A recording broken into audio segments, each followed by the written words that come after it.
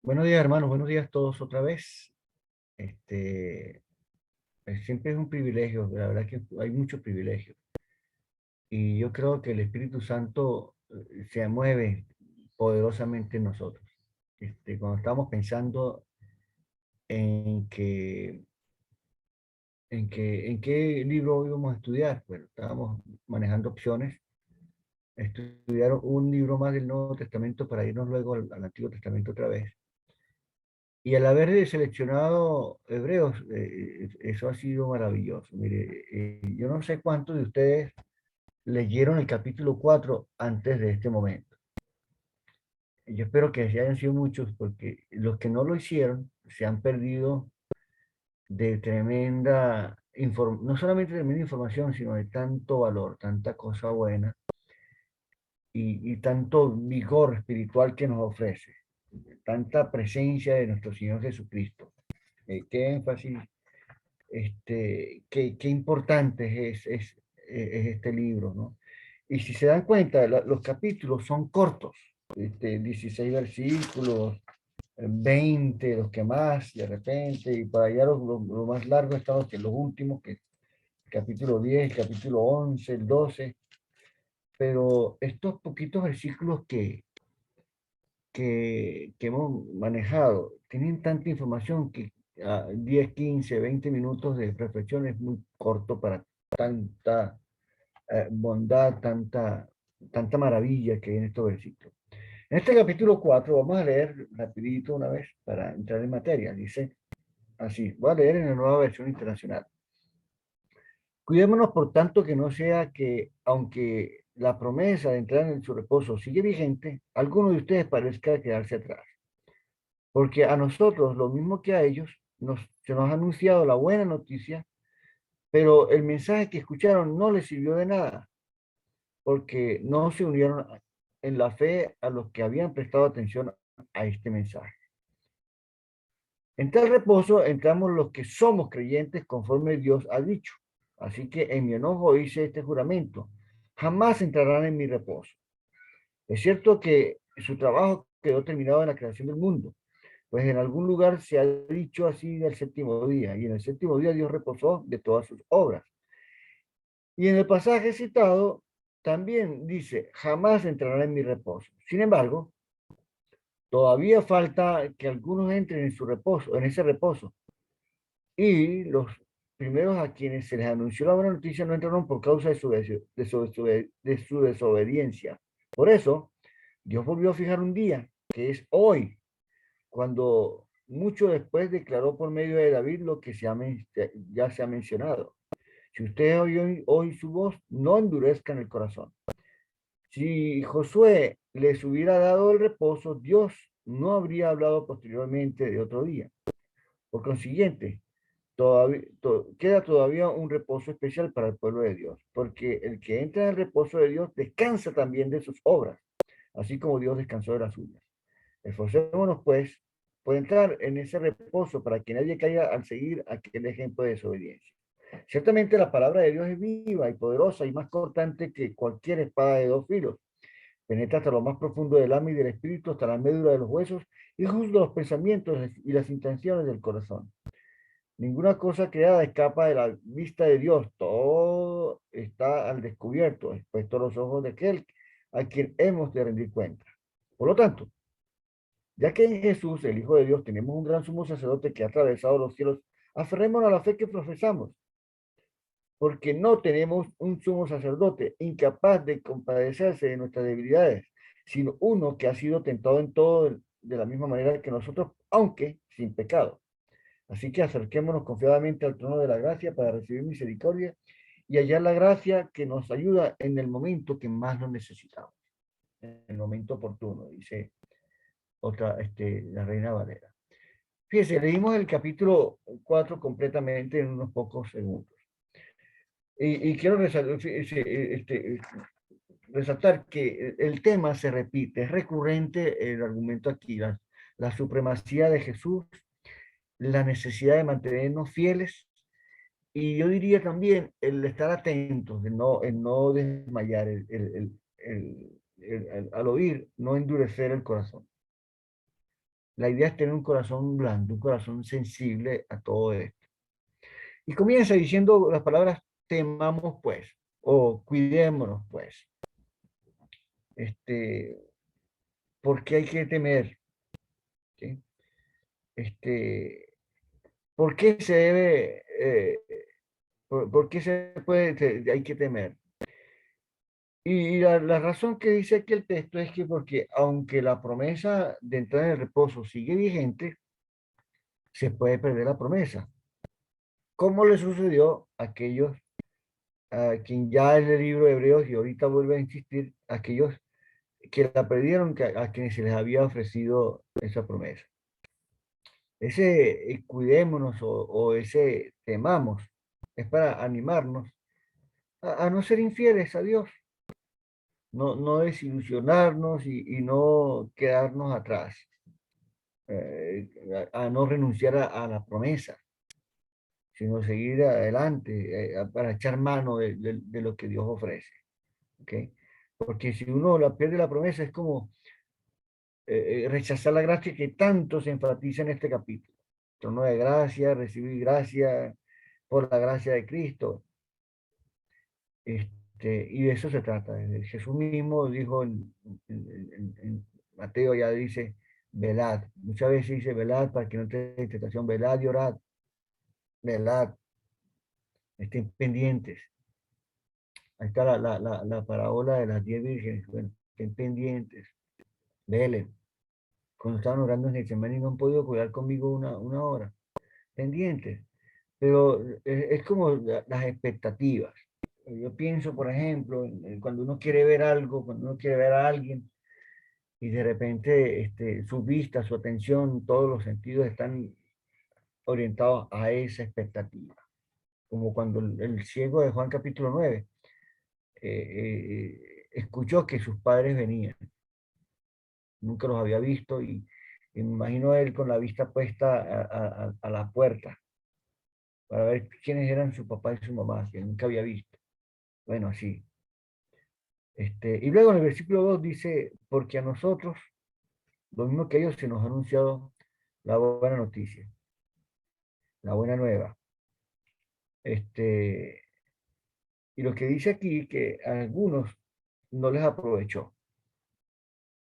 Una buena noticia cuando no aprovechan. Si es una buena noticia es buena. Pero aquí parece decir como que se convierte en mala. Y no realmente nunca. La buena noticia es buena noticia. Lo que lo hace diferente es, dice aquí, que no fue acompañada de fe en los que aquellos que la oyeron.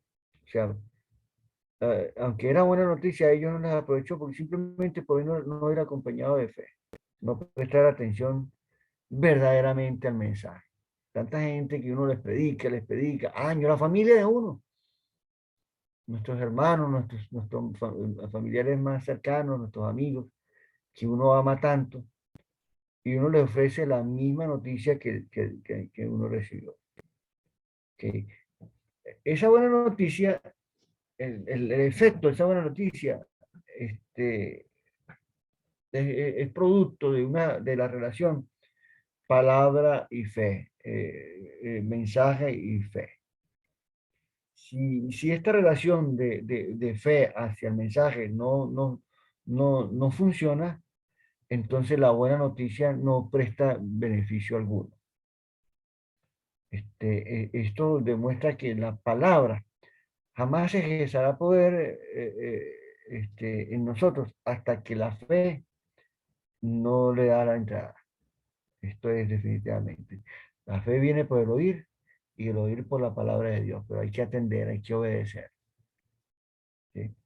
Entonces, deducimos que la fe solo existe en los hijos de Dios, que la aceptan, que reciben la promesa de adopción y la buscan, el interés, la dicha de ser llamados hijos, es lo que dice aquí Hebreos, ¿no?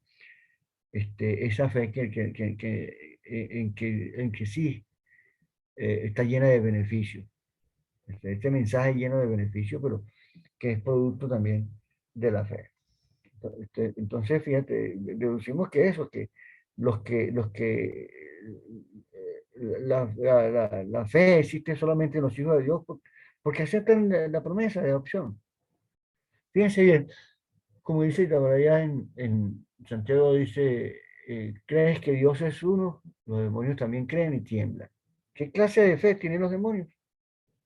¿O qué clase de fe tienen los impíos que ignoran la palabra de Dios, los que rechazan el mensaje?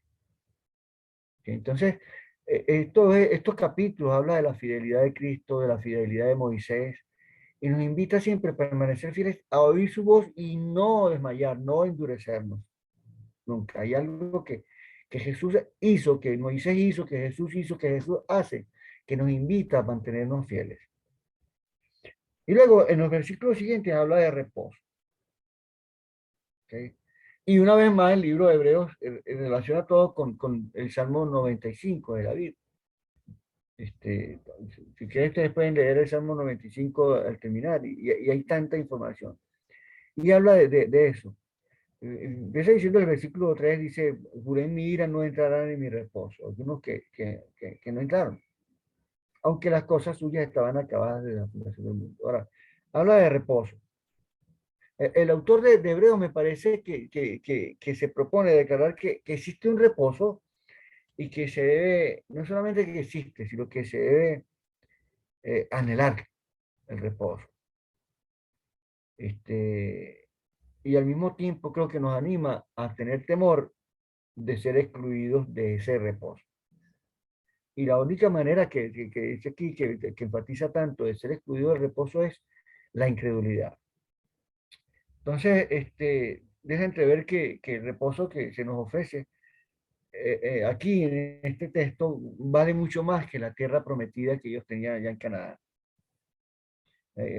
Aquí rápidamente podemos considerar varios reposos. El reposo del séptimo día. ¿Sí? Porque Dios dice, Dios descansó el séptimo día. No era porque estaba cansado, era porque reposó de sus obras simplemente, por eso nomás.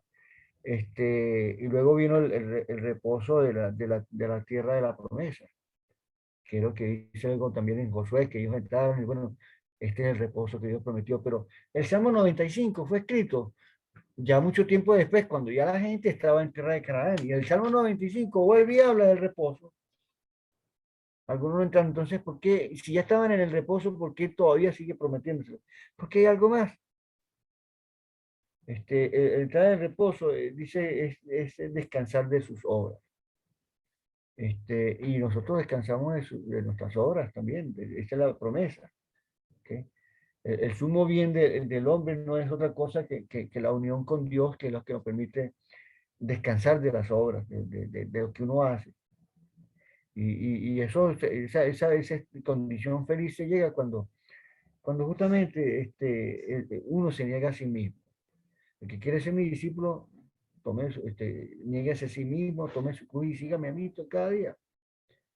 Pablo dice, con Cristo estoy juntamente crucificado. Ya no vivo yo, sino que Cristo vive en mí. Lo que ahora vivo en la carne, lo vivo en la fe del Hijo de Dios, el cual me amó y se entregó a sí mismo por mí. Entonces, tenemos que procurar entrar en ese reposo, en fe, en obediencia, y no incurrir en lo que pasó en el Antiguo Testamento, en el libro de Números, capítulo 20, 14, capítulo 26, habla de, traer, de no desmayar. Y finalmente dice en el versículo que yo tuve una tentación de cuál de los versículos utilizaba para hoy, si era el de la palabra de Dios viva y eficaz, o este que acabé de hablar de que terminé usando del sumo sacerdote, que el argumento continúa en el capítulo 5, pero dice que la palabra es viva y eficaz. Todo esto que está diciendo en el capítulo 4, de creer, de ser fieles, de anhelar ese reposo, y la razón por la cual mucha gente no lo disfrutó es porque escucharon el mensaje y no lo creyeron o simplemente no lo respetaron. Y es que dice, mira, mejor escucha porque la palabra de Dios es viva y eficaz. Es como una espada de doble filo que penetra hasta la... Entonces, como ya tanto se menciona este versículo, es como asumir que siempre el Señor, que se dirige a nosotros por medio de su palabra, lo hace con el fin de entrar en nuestros pensamientos, de entrar en nuestro corazón, de nuestras intenciones, de nuestro propósito. ¿Sí? Y es evidente que la palabra, bueno, no es eficaz para todos, porque para los elegidos, como dice ahí, la palabra sí ejerce mucho poder, pero al que no quiere no le ejerce ningún poder. ¿Sí? Solamente aquellos que humillados buscan la gracia de Dios, la gracia de Cristo, y esto solo ocurre cuando la palabra verdaderamente penetra en nosotros. Entonces yo también les invito a leer en Colosenses cuando dice que hay que dejar lo terrenal en nosotros y que hay que vestirnos de benignidad, de bondad, de mansedumbre, de perdón, de soportarse unos a otros, de vestirse de amor. Y luego dice, y sobre todas las cosas, vestirse de amor, que es el vínculo de la perfección. Y dice, y la palabra de Cristo que more ricamente en nuestros corazones, para podernos hablar como la palabra nos enseña. Salmos, himnos, cánticos espirituales, dando gracias a Dios por todo. Y luego habla del sumo sacerdote, que me encanta ese final porque el sumo sacerdote sí, Jesús como sumo sacerdote sí es diferente. Dice, Él puede compadecerse de nosotros porque Él tomó nuestra humanidad, sabe cómo es de fuerte la cosa, pero Él nos demuestra que sí se puede, no pecó. Y aunque hayamos pecado nosotros, Él todavía es un sumo sacerdote diferente, no es como los que había en los tiempos de Él, inclusive. Cuando él fue juzgado, cuando lo llevaron allá a ser juzgado, un momento estaba con Caifás y otro momento con Anás. El que debía ser el sumo sacerdote era Anás, que era el suegro, pero había tanta corrupción. Ellos buscaban a quién a ejecutar, mientras Jesús busca como sumo sacerdote por quién interceder, a quién salvar. Y Jesús es nuestro sumo sacerdote. Y de eso vamos a leer también el capítulo 5 y vamos a continuar en Hebreo, considerando la posibilidad de perdón y de gracia con nuestro sumo sacerdote que es Jesús, que traspasó los cielos. Vamos a orar. Padre, gracias por este día, gracias por este espacio, gracias por estos textos, Señor, tan ricos, tan llenos de ti, con tanto entendimiento de la supremacía de tu Hijo, sobre todo ángel, sobre Moisés, sobre la ley, sobre todo, Padre. Gracias porque podemos acrecentar nuestra fe, fortalecer nuestra fe. Y con esa fe vigorosa, darle también, acrecentar el poder que tu palabra ya tiene, Señor.